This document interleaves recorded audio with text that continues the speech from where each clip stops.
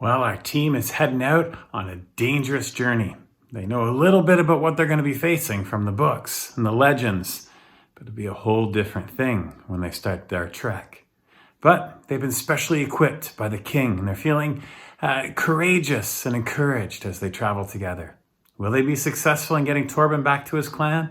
Let's read and find out. Chapter 9, Cave Bears. Now the princess and bear and the brotherly band all continued their trek through that strange northern land. Our friends traveled due north. Farther they went, until Torben detected a welcoming scent. "We're close to my home. I do not have a doubt. Princess Meg, you have managed to pick the right route." So they stayed on that path. Through a canyon they passed. All the sounds and the smells were familiar at last to that blind little bear who was brimming with joy. As they walked, a new thought now occurred to the boy. Will the cave bears be happy to see us appear? Will they know that we're returning their Torben so dear? It was then that they heard a most frightening roar. 'Twas a terrible sound that they had not heard before. From a ledge up above, something leapt in their path. It was snarling and roaring, the picture of wrath. The thing loomed in the shadows, its eyes burning red. Roars arose all around them, their hearts filled with dread. This thing wasn't alone. It appeared to have friends.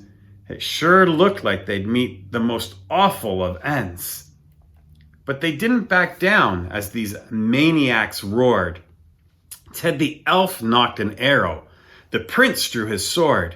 Ray got ready to pounce. The wolf snarled at the shape. It was clear they must fight, for they couldn't escape. Now this giant reared up, and it cleared 13 feet. As it bellowed and roared, they felt gusts of damp heat. It was then that young Torben stepped up from behind, and the cub piped, "Oh, Papa, please don't be unkind."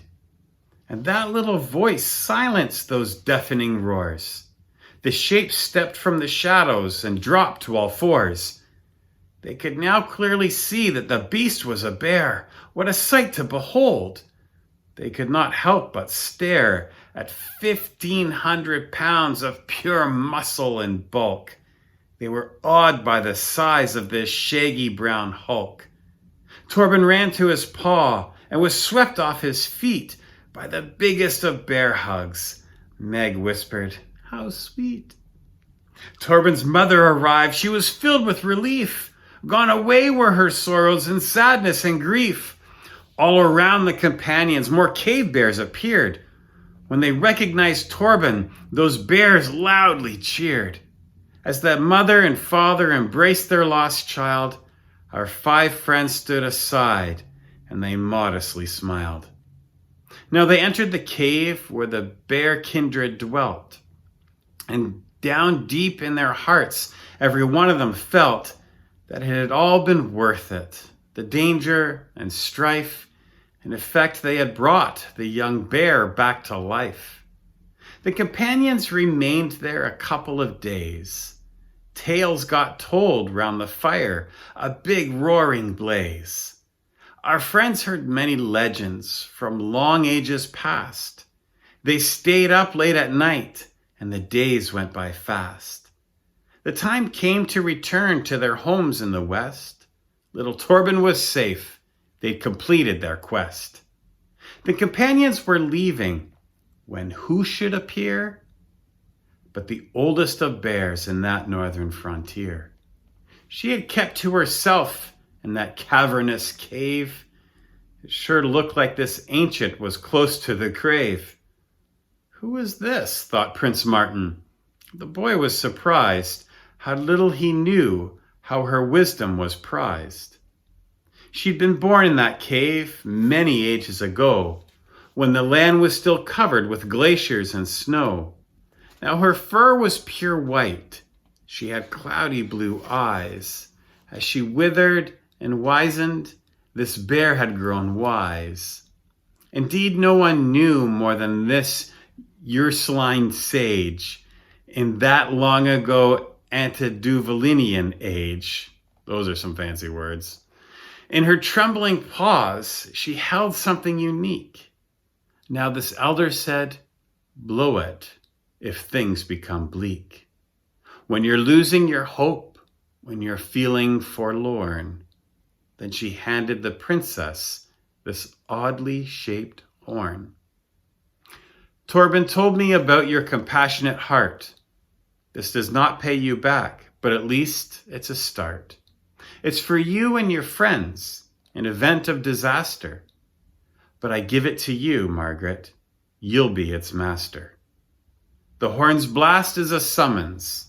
It's a call we will heed. Bears can come to your aid in your hour of need.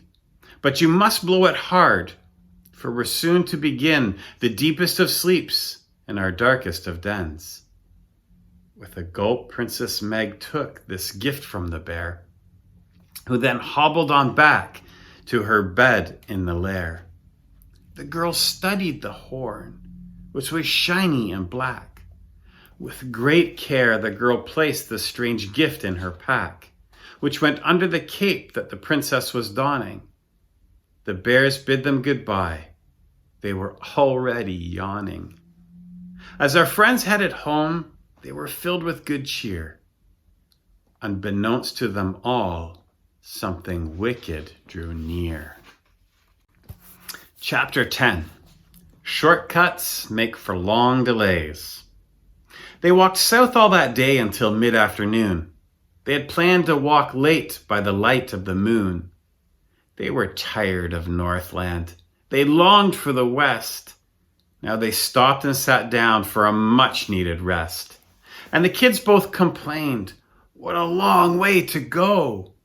Without those two ponies, their progress was slow. The king's ponies still grazed farther south in that field.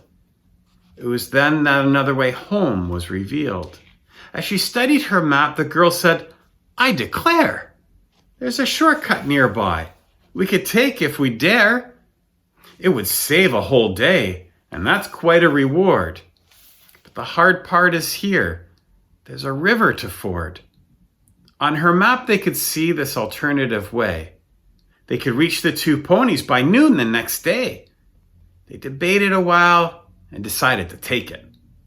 But the wolf felt concern, and he just couldn't shake it. They arrived at the river. The water was swift. Meg, I wish that you'd gotten a boat for a gift, said the wolf as he dipped his front paw in the stream. For it's cold, he complained, and it surely does seem that we'll get ourselves soaked and then shiver all night. Meg said, oh, John, cheer up. There's a crossing in sight. There it was, just downstream. Rocks and boulders arose. They could cross without drenching their fur or their clothes. The young princess crossed first, having hopped stone to stone. On the opposite bank, little Meg stood alone. With her back to the forest, she cheered her friends on. You can do it, she cried. Watch that slick spot there, Sir John. She was urging them on when she suddenly stopped. The girl's eyes opened wide and her jaw dropped. For a shadow was cast on that 9-year-old girl. Color drained from her face, which was whiter than pearl. There was something behind her. The girl simply knew it. How she wanted to run, but her legs wouldn't do it. Meg could see Martin's face. He was frozen midstream. The young boy was aghast and had started to scream, for the prince saw a person he'd seen once before. And the person he saw shook the little prince to the core, with tattoos on his arms and a blonde braided beard. This was the person Prince Martin most feared. But he looked a bit different. Prince Martin now saw.